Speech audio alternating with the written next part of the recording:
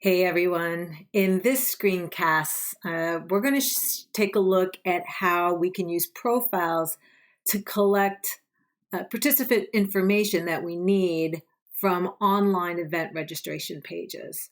Now, we're not going to get too deep into how do you create a profile, but just going to demonstrate where profiles are and the kinds of information you may want to collect. So let's go to administer, and you would need to have privileges to be able to customize the database. In this case, I'm going to go to administer, custom data and screens, and profiles. And just to show you the profiles that we have for events. When you first get PowerBase, you'll always have this your registration info. And if we take a look at this profile, and again, profiles are just a way to display a certain set of fields that you want to collect information for. So in this case, the your registration information, the default profile, if I open up the fields, you can see it's just first name, last name, and email, and these are all required. And notice you can always add more fields. Just be careful when you're reusing the same profile for multiple events. If you change something in this profile and you have multiple events that are still live, it's going to change for all of those events. So you may need to create a different profile for another live event if you're collecting different information. So let's go back to profiles.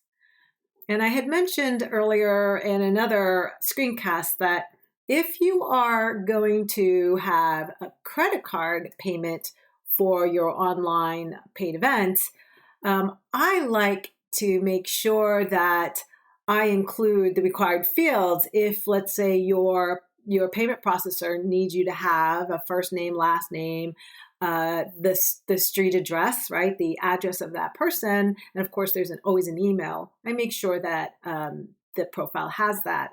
So I created another profile called Your Event Registration Info, and I'm going to go click on Fields. And again, these fields need to already exist. Now, contact information is already core. It lives in the database already, so I didn't have to recreate these fields. They're already there. So you can see I have first name, last name, the email, street address, all the contact address, and I just had an optional phone number. So here, notice I added the phone number as optional. Okay. Let's take a look at another profile. So the reason for this is that when you have a credit card, usually it asks for the billing info, it depends on your payment processor. So if you already asked this in your initial profile, it'll copy that information into the billing address and then give the option to uncheck it if the billing address is different, so folks don't have to retype their information twice.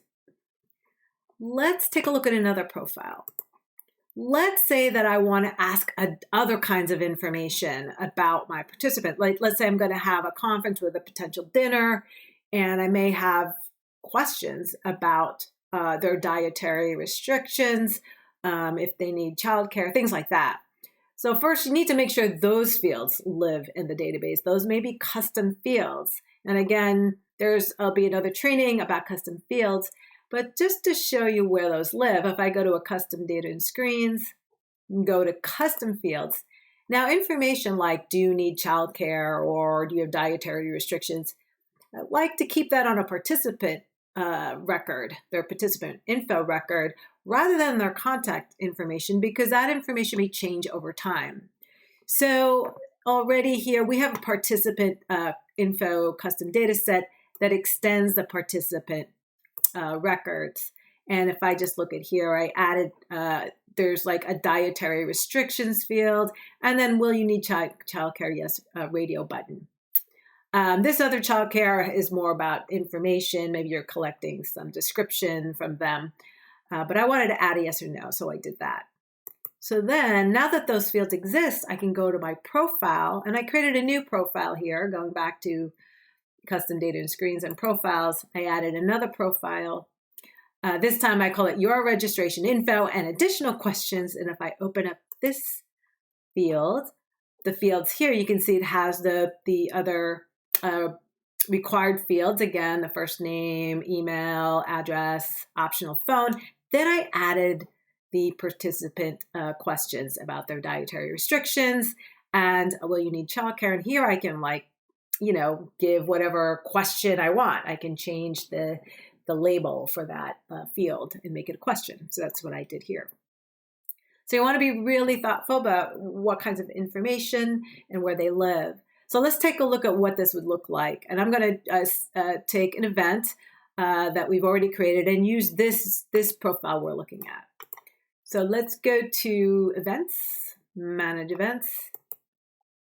And I'm going to pick a conference one. So here's this conference one here. I'm going to go to configure. And again, where you want to put the profiles are on the online registration tab. And I did have one already here, but we're going to change this one out for that one with the additional questions. So I'm going to go down and grab this. Again, you can do a quick preview so you can see what folks are looking at. And I'm going to just save and done. And let's just take a look at what it looks like on a live page.